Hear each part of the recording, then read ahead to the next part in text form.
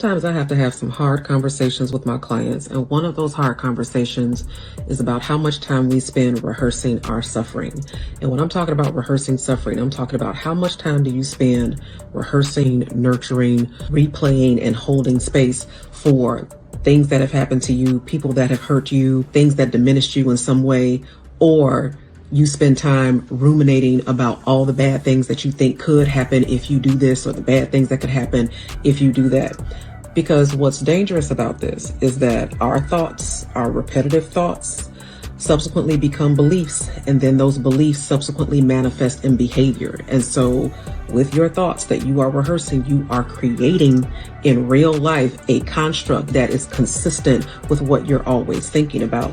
And if you continue to rehearse the incident, and you continue to rehearse the argument about what you should have said, or what they did, or what they said, or if you had it to do over again, what you would do differently, and how you would come at them, your brain will become accustomed to that pattern. And if you are not careful, you will become attached to the pain of what happened to you.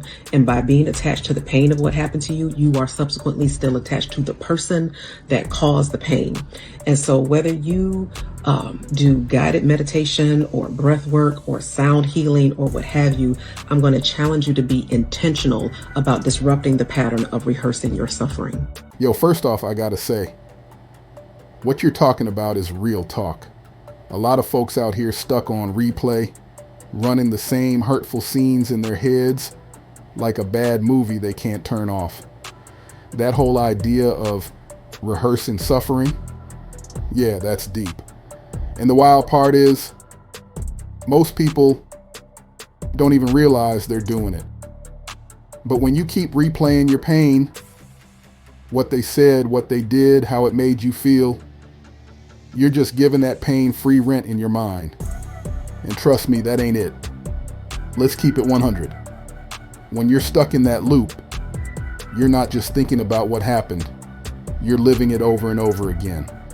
Every time you rehearse that mess, you're feeding it, making it stronger, and locking it in like it's the gospel truth.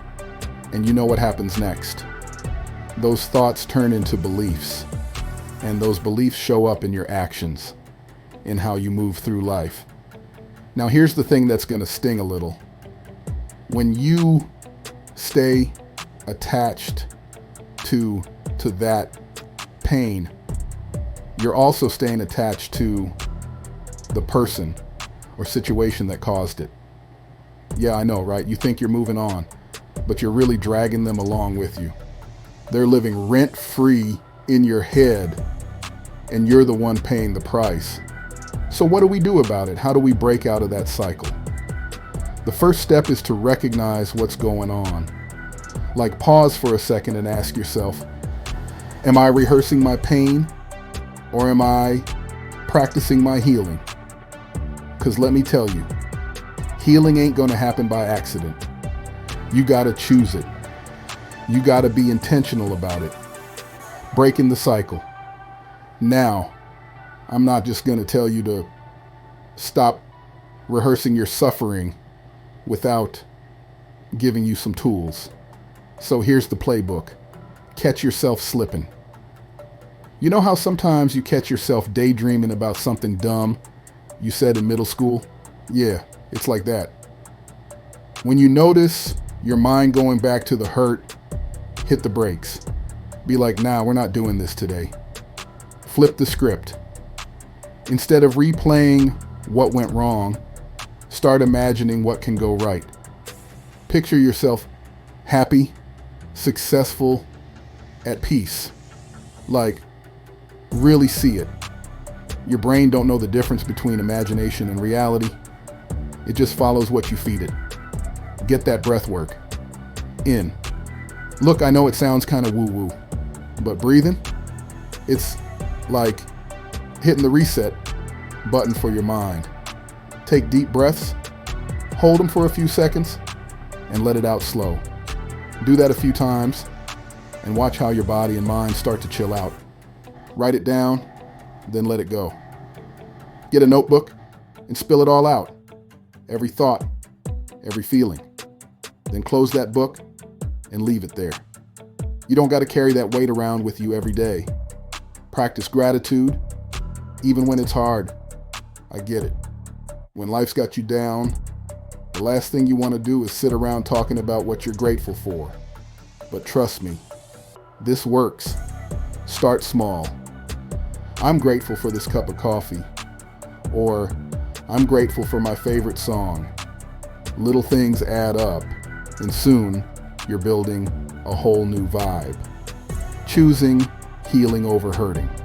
Listen, the power's in your hands. You can either keep letting that pain boss you around, or you can stand up and say, I'm done with this. And look, I know that's easier said than done. Ain't nobody saying it's going to be a quick fix. But every time you choose healing, every time you choose you, you're taking a step forward. Let me break it down like this. Healing ain't about pretending nothing happened. It's about deciding that what did happen ain't going to control you no more. It's about saying, yeah, that hurt me, but I'm stronger than that. I'm bigger than that. You can't erase the past, but you can stop it from stealing your future. Keeping it real. Action steps. Find your peace. Whether it's meditation, prayer, or just sitting in silence for a few minutes, find what works for you and make it a habit. Surround yourself with real ones. You need people in your corner who lift you up, not folks who keep dragging you back to the drama. Invest in your joy. Do things that make you happy, even if they seem small or silly. Your joy is worth it. Talk it out.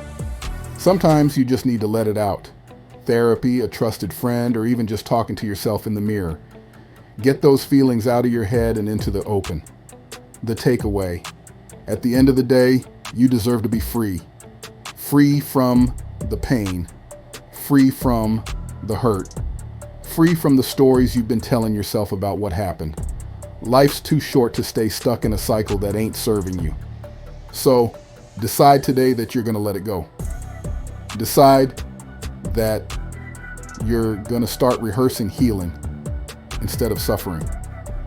And remember this, healing ain't a straight line.